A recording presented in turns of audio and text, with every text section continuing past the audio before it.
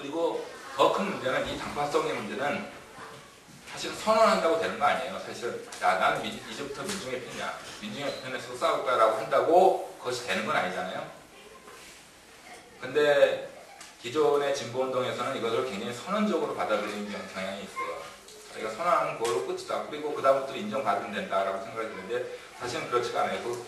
이 당파성이라는 것은 과정에 있는 것이고 그것을 하나하나 얻어나가야 되는 것이고 민중과의 소통이나 민중과의 관계를 통해서 확인돼야 되는 거예요.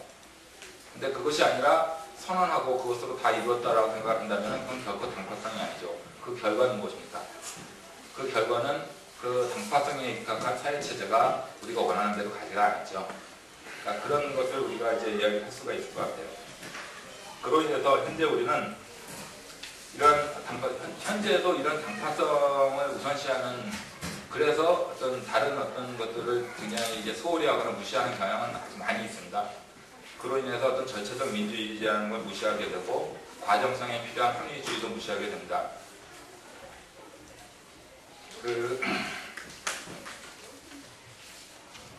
좀 더 이제 구체적으로 좀 짚어서 이야기를 해 나갈 텐데요.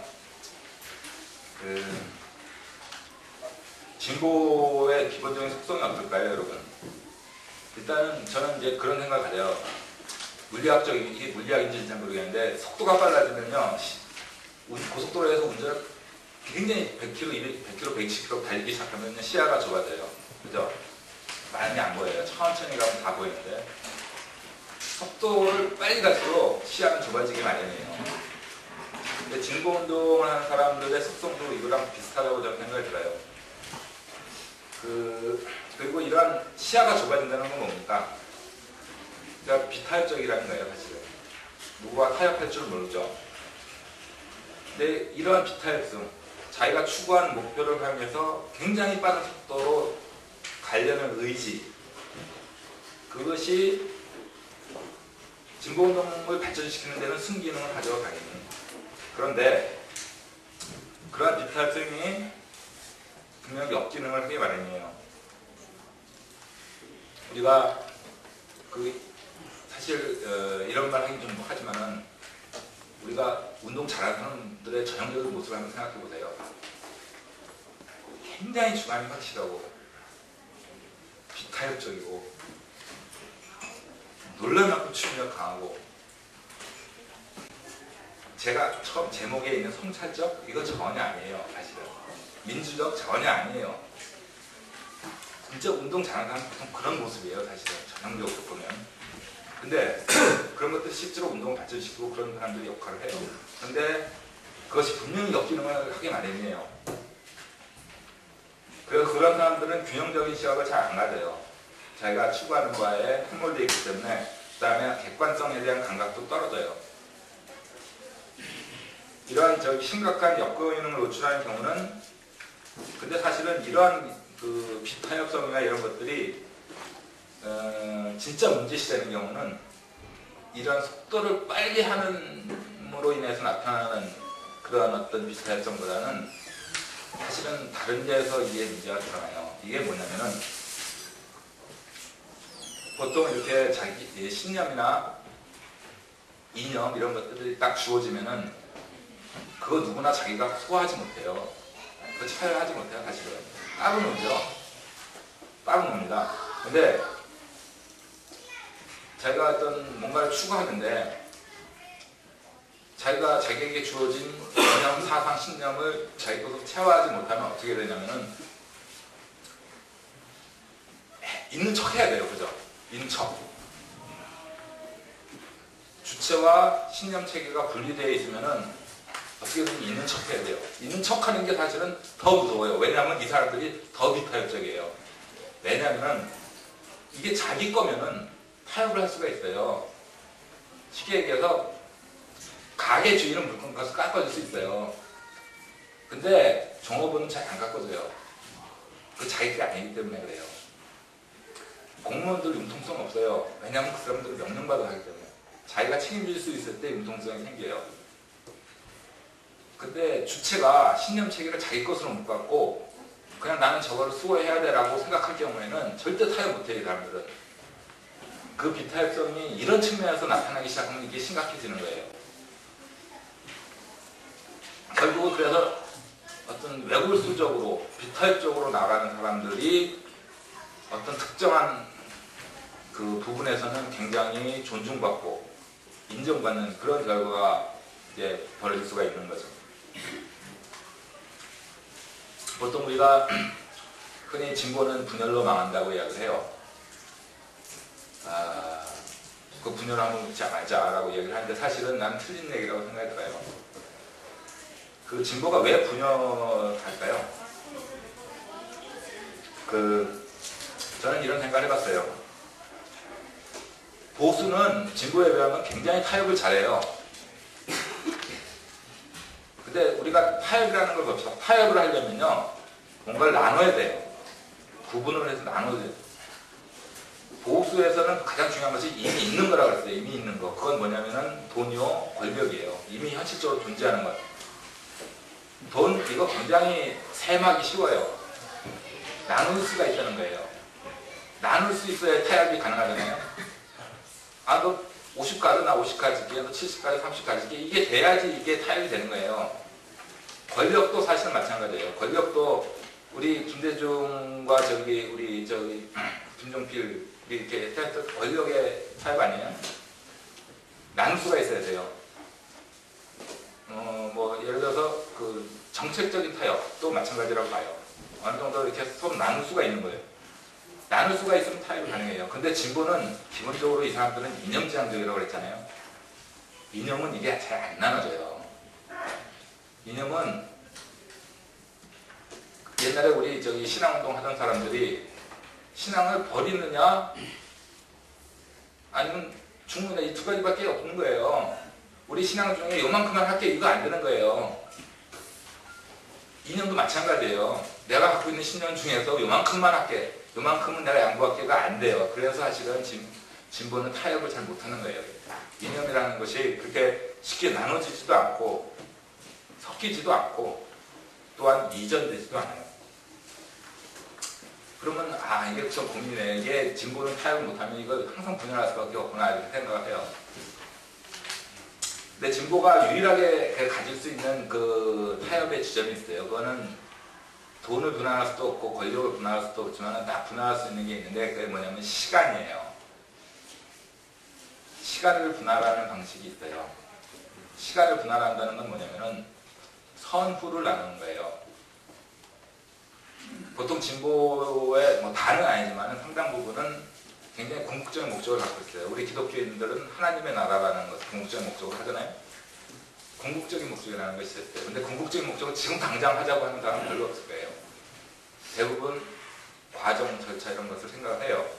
그럼 무엇이 생기냐면 시간적인 선후 관계를 나눠서 이때까지는 우리가 같이 갈 수 있겠다라고 이제 타협을 할 수가 있는 거예요. 바로 시간을 분할함으로 인해서 자신의 어떤 이념적인 그 비타협성을 타협으로 가능하게 만들 수가 있는 거죠. 여기서 우리가 또 중요하게 이제 짚어야 될 것이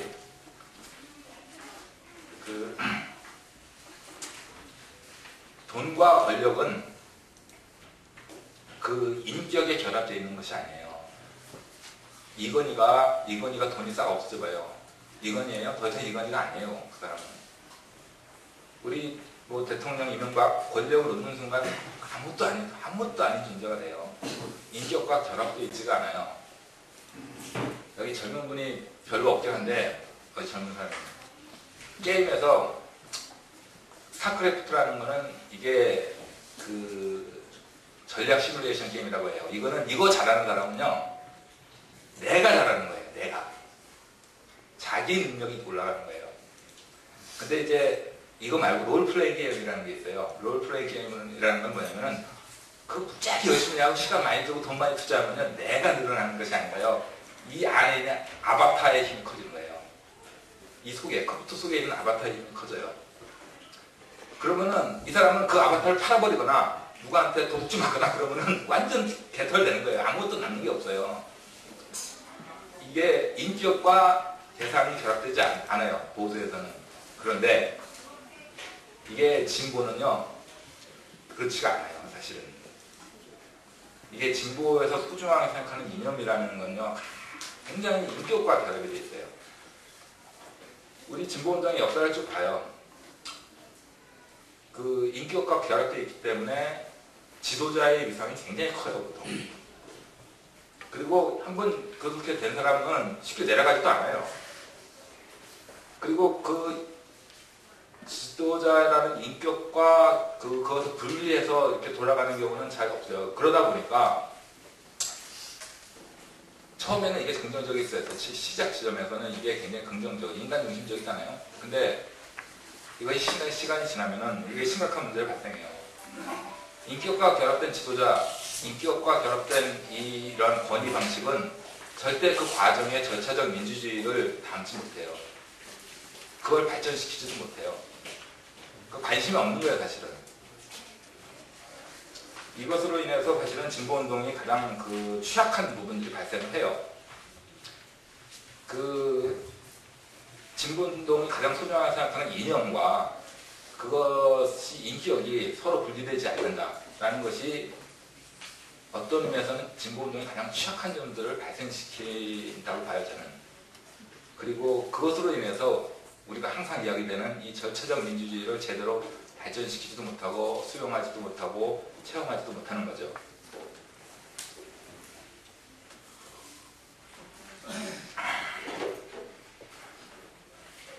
네, 그러면에 인해서 우리가 그러면은 이제 우리가 이제 진보의 성찰을 우리가 이야기를 하는 것이 주제인데 그걸로 돌아가기 위해서 성찰을 하려면요 가장 중요한 것이 뭐겠습니까? 자기 자신을 객관적으로 바라볼 수 있는 힘이에요. 이것이 없으면 성찰은 안 되죠, 사실은. 뭐 강제로 너 반성에 때린다고 반성을 할 수 있을지 몰라도 그 진정한 성찰이 아닐 거예요. 근데 지금까지 제가 설명한 이 진보적인 멘탈리티는 이 성찰과는 거리가 멀어요, 사실. 그래서 어려운 거예요. 왜 이렇게 성찰적인 태도를 못 가지는가, 또는 자기 객관화를 못하는 것인가, 이런 것들을 우리가 보기 위해서 몇 가지 제가 이제 이야기를 한 것은 일단은 욕망의 은폐예요.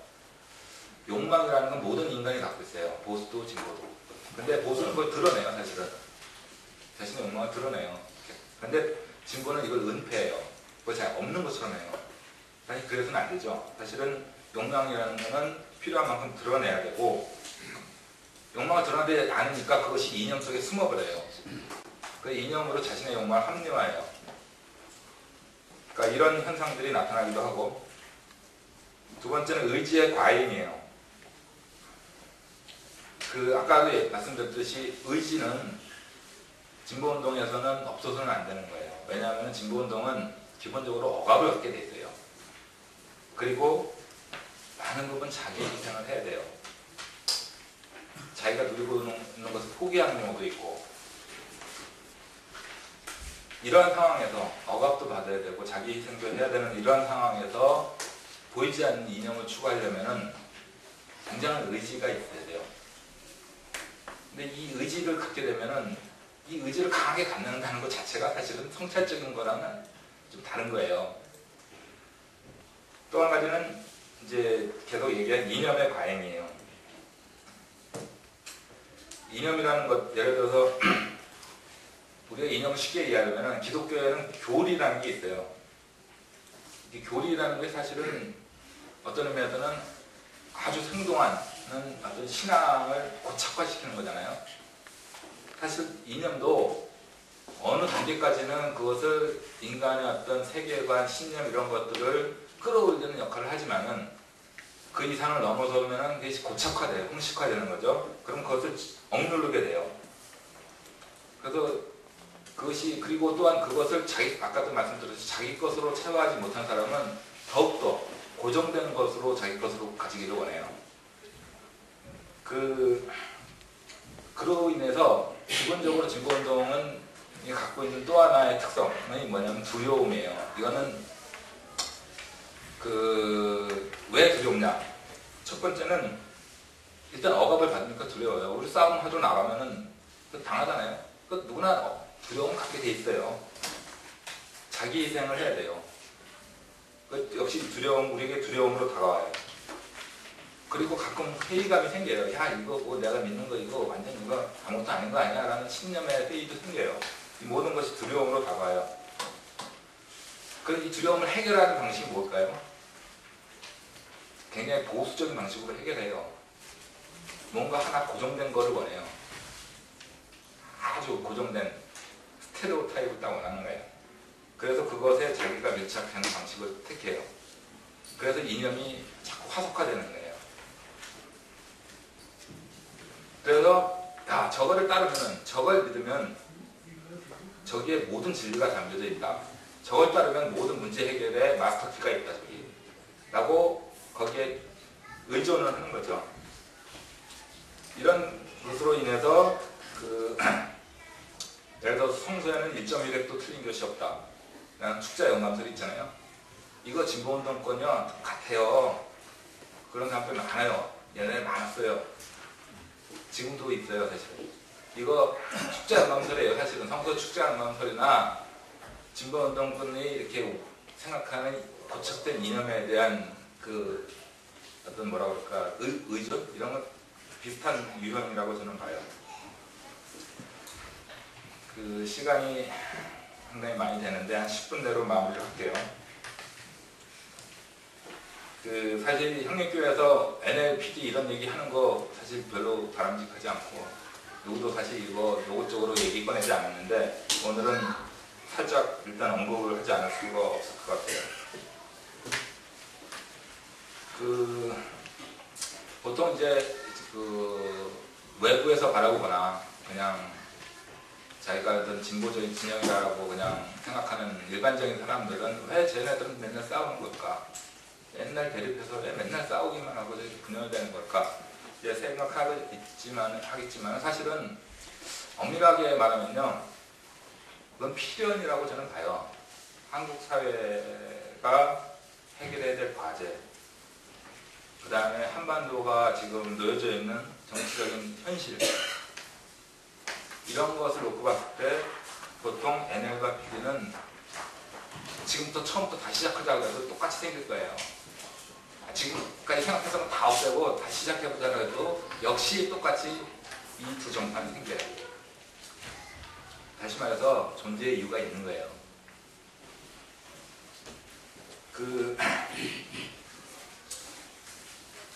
이분들이 사실은 80년대부터 90년대까지 주장창 싸웠죠. 같이 진보운동을 이끌어가면서도 서로 대립되면서 주장창 싸웠잖아요. 근데 어느 순간 같이 당했어요. 저는 이때 굉장히 놀랐어요. 저는 이때는 이미 진보운동의 중심에 없었기 때문에 별로 크게 관심이 안 가요. 어느 날 보니까 같이 하고 있어요. 저는 야, 대단하다 정말. 어떻게 이거 같이 할 수 있을까? 저는 그럴 거라고 생각을 전혀 못했거든요. NL 같은 경우는 절대 같이 할 사람들이 아니에요, 사실은. 근데 같이 하고 있더라고요. 놀라운 일이죠. 근데 이왕 같이 하기로 했으면은 사실은 거기에 배워야 될 일이 많아요. 서로 다른 정파의 의견들을 같은 당에서 끌어나가려면은 학습이라는 게 필요해요, 사실은. 근데 그것이 제대로 시간적으로 충분하지가 않았다고 봐요. 결국은 또 깨졌잖아요. 깨지고 이번 선거 앞두고 또 합쳤잖아요. 또 깨지려고 하잖아요. 그러니까 이런 것들이 제3자적인 입장에서는 답답하다. 저 인간들 도대체 뭐 하는 거냐라고 생각을 할지 모르지만은 사실은 엄밀하게 얘기하면 깨지는 게 이상한 게 아니라 같이 하는 게 이상한 거예요.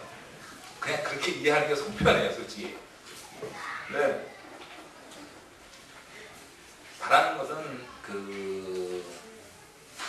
합리적인 소통을 하면 돼요. 합리적인 소통을 하면 되는데 아까 얘기했듯이 진보운동권은 이 합리적인 소통에 익숙하지가 않아요. 그건 배워나가야 되는 숙제죠. 근데 더욱 중요한 것은 사실은 NL과 PD라는 이 대결 구도는 점차 우리 사회에서 힘을 잃어가게 될 수밖에 없다고 봐요, 저는. 그건 왜냐면은 NL과 PD라는 것은 기본적으로 어떤 사회를 바라보고 어떤 해결 과제를 제시하고 거기에 대한 노선을 제시하는 데 있어서 거대 담론을 갖고 있어요. 그러니까 굉장히 포괄적인 그림을 그리고 있는 거예요. 근데 사실은 현재의 진보운동은 그렇지가 않아요. 그런 거대한 운동 자체를 별로 관심을 없는 게 많을 거예요. 그렇기 때문에 그리고 어떤 새로운 과제들이 많이 생겼잖아요. 그 새로운 과제들이 우리의 생활에 굉장히 긴밀하게 연결되어 있어요. 이러한 것들을 해결해 나가는 과정에서는 이 거대한 운동에 대한 관심이 줄어들 수밖에 없고, 그래서 이 NM과 P들라는 이런 대립 구조도 사실은 어느 정도 희석되어 나갈 수밖에 없다는 게 저의 생각이에요.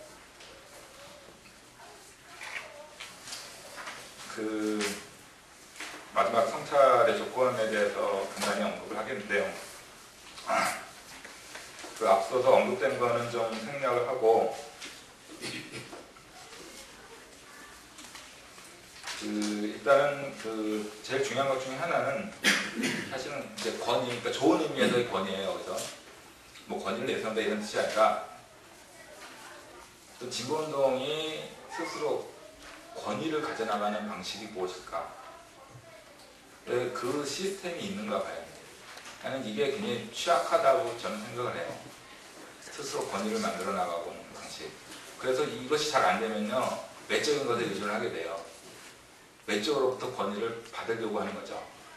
그러니까 이런 것들이 기본적으로 극복되어야 될 것이라고 저는 생각이 들고, 또 하나는 이거는 사실 오늘 발제 내용이랑 조금 동떨어진 얘기긴 한데, 우리가 80년대만 해도 지식인 역할론이라는 게 굉장히 많이 언급됐어요. 그 사회에서 지식인이 해야 될 역할. 요즘에 지식인의 역할이라는 말 들어본 적 있어요? 별로 없을 거예요. 그죠? 그럼 지식인 도대체 뭐 하는 건가? 옛날에는 지식인론이라는 책도 있고, 지식인론, 지식인의 역할에 관련된 책도 많았어요. 근데 지금은 이런 거 거의 없어요, 사실은. 지식인의 고유한 역할이라는 게 상실되고 있어요. 근데 그 대신 뭐가 있습니까? 진보 스타가 있어요, 스타. 이게 여러분 이거 굉장히 예민한 눈으로 좀 바라봐야 돼요. 과거에 지식인 역할론이라는 것이 현재는 진보 스타라는 것으로 해소되고 있어요. 근데 이것이 좀 문제를 일으킨다고 저는 봐요. 이 진보 스타라는 방식은 좀 책임성이 떨어져요. 저는 이번 사태에 관련된 수많은 사람들이 쓴 글이나 논평이나 이야기들을 읽어봤는데 스타죠. 그 사람들은 다 스타예요. 진짜 책임성이 떨어지는구나 라는 생각이 좀 들었어요. 그래서 제가 이 부분은 특별히 언급을 하는 거고요.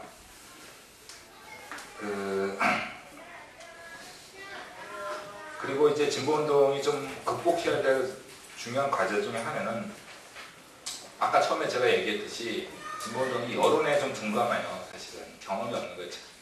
자기의 행위가 여론의 조명을 받는 것에 익숙하지가 않아요. 왜냐면 소수였기 때문에 그동안에는. 그러니까 여론이 어떻게 움직인다, 자기를 바라보는 여론이 어떻다라는 것에 이 사람들이 민감하지가 않은 거예요. 그러니까 이제 무시를 해요.